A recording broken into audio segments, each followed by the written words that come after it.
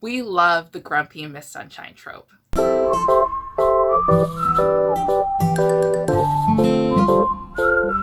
Hi guys, welcome back to the channel. Now for today's video, I'm doing another trope recommendation video specifically for historical romance, and this time it's Grumpy and Miss Sunshine. There are definitely so many of these books out there, and I know I'm missing a ton that I have probably read, but I'm not mentioning in this video, or I'm missing a ton and I didn't add them onto my TBR. So just like a quick forewarning, if you guys have any recommendations for me, let me know in the comments, because this is my catnip and I want to devour each and every single one of these books that fit this trope.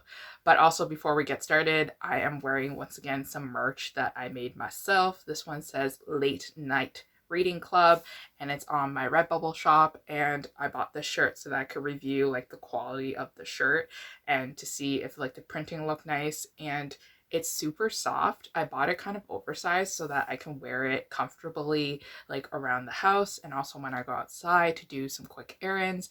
And it's just so soft and it's so comfortable to wear when I am binging my book. So if you guys are interested in checking out my Redbubble store, definitely go check it out. There is a link below in my description.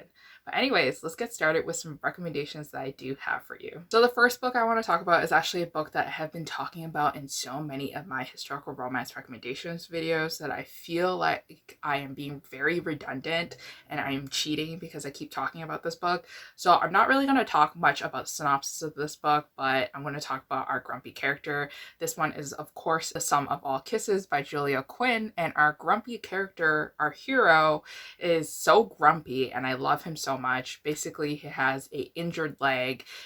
His whole prospect in life is all ruined because of this injury. He thinks of himself as less of a man because of this injury. He feels ashamed that he even got himself into this mess that caused him to have all this injury. And plus, he really like hates his family because his family is not supportive and they're kind of crazy and they just want to do things to make things right. Really wants them to stop meddling in his life. And then we meet our heroine who kind of brings him out of this darkness, even though they hate each other at first, and they both lean on each other to be stronger in their own ways. And I just absolutely love this romance. Very funny, really good. Pick it up.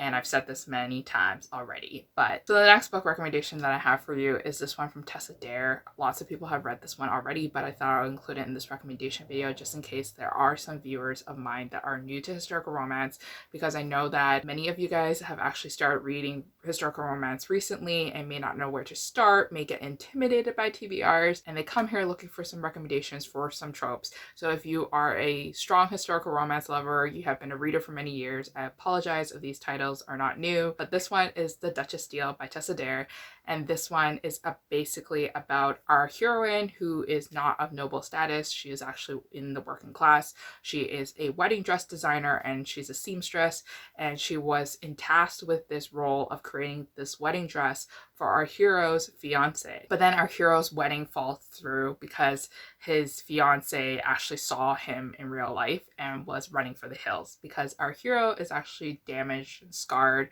from the war, and he has a lot of like psychological issues like PTSD and things like that that make him really angry and scared. And he is also really hating himself because he used to be very good looking, but then now because of his injuries, lots of people are scared of him. So he's kind of made himself into this very dark and grouchy and grumpy character who is more afraid of the world than the world is afraid of him, because he's scared of judgment and he's scared of people kind of judging him for who he is and making him feel less of a man than what he thinks he is. And then our heroine kind of just steps in there, and it's like a forced marriage of convenience. Our hero says, you know what, I won't pay you for the wedding dress, but how about we get married instead, because I need an heir to the title. And then our heroine, you know, don't mistake her just because she's from the working class that she is going to bend to his will. She actually has a lot of stipulations for him in order for this marriage thing to work out and in order for them to kind of share a bed with each other. And the rules are for him to kind of re-enter back into society and have them share dinners and meals together, have conversations with each other, and for him to kind of like control his anger and to kind of develop a relationship after not having a relationship in many, many years. So if you guys want to check out one of these books about a hero kind of rebuilding his life, then definitely go check this one out. So the next historical romance recommendation for this trope that I have for you is another one from Tessa Dare. This one's called The Wallflower Wager. And then this one is not really one of my favorites, but it fits this trope perfectly that I have to include it. But basically, our heroine loves animals. She is like basically a zookeeper. She like saves so many animals and she keeps it in her house and she like brings them back to health when they're sick, and she rescues animals left, right, and center. Basically, she has a hard time of containing her animals, and it's kind of like a farm on her estate. So it really impacts the real estate next to her house, even though it's like down the street from each other, because nobody wants to live next to a loony bin full of animals.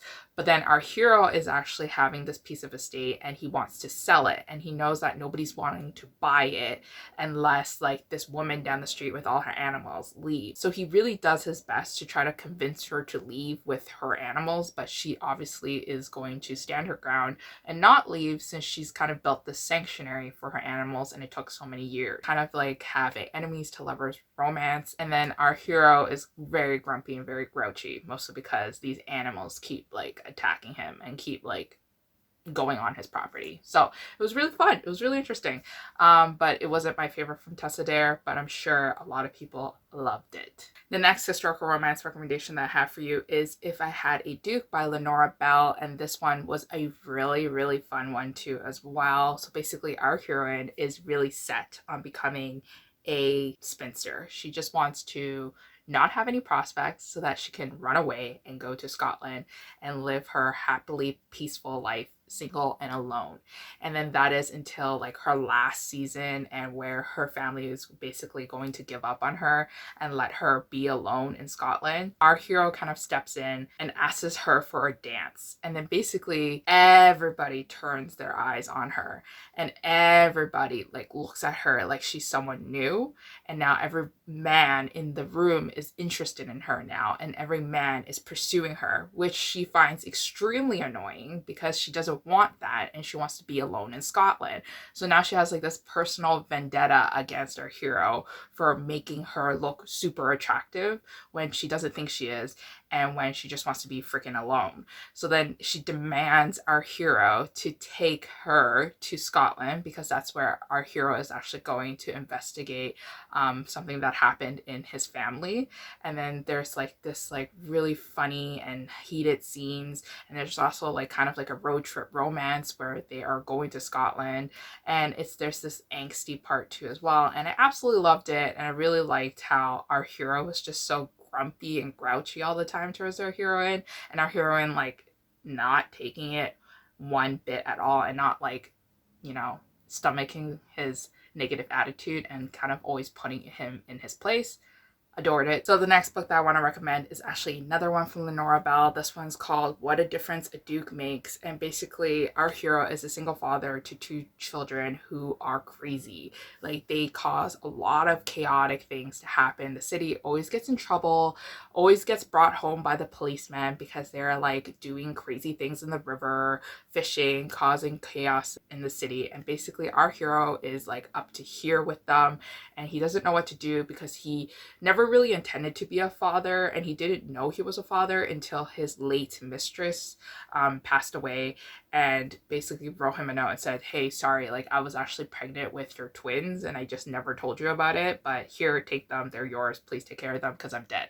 And then our hero is like, well, they're my children, so I will take them in, I'll give them a proper education and whatnot, but I'm also like, before this, I am a very successful engineer and I'm going to build a railroad for England. So he's very focused on his career. So what he decides to do is actually hire our heroine as a governess. And then our governess kind of builds a relationship with the children, and she is able to control them. And then our hero is very grumpy and grouchy in a way because he's so work focused and he's such a workaholic, that our heroine is like a motherly figure to our children characters. And she's able to stop him from working and to actually focus on like the really important things in life, which is his family and also, of course, her, and falling in love and finding happiness outside of work. So I really like this one too. There were some scenes in this book that definitely made me kind of like cry because it's just so adorable. So the last book that I want to recommend to you is actually a book that I never read before, but I really, really want to read it. Unfortunately, it doesn't have an audiobook and it's really sad, but I'll just like read the physical copy or like the ebook copy from my library very soon. It's another one from Karen Hawkins, and this one is How to Entice an Enchantress. So basically his wife actually passed away from a carriage accident, and then so he's like, you know, grieving. He's depressed. He's like, what the heck? Like, I'm never gonna fall in love ever again because like bad things can happen to the ones I love. Our hero actually falls in love with our heroine, and she is like so deeply intrigued by our heroine that he actually transforms himself, because I guess like he was very out of date with fashion and he wasn't just looking his best anymore. So he does this whole makeover for her, but the makeover is only outside, it's not inside. So like the personality really matters, and our heroine is not attracted to his personality because he's so brutally honest. He's always so grumpy all the time. He's like the opposite of what our heroine wants in a love interest. And then our heroine is shocked to see him kind of re-enter into society as this really handsome and like charming man, but like obviously they still have like, you know, butting head incidents because he's still the same grumpy person. But I guess what happens is that they both help each other out and they both see, you know, better sides of each other. So anyways, that sounds really good, and I'm a big fan of Karen Hawkins now after I read 2 of her books for the readathon.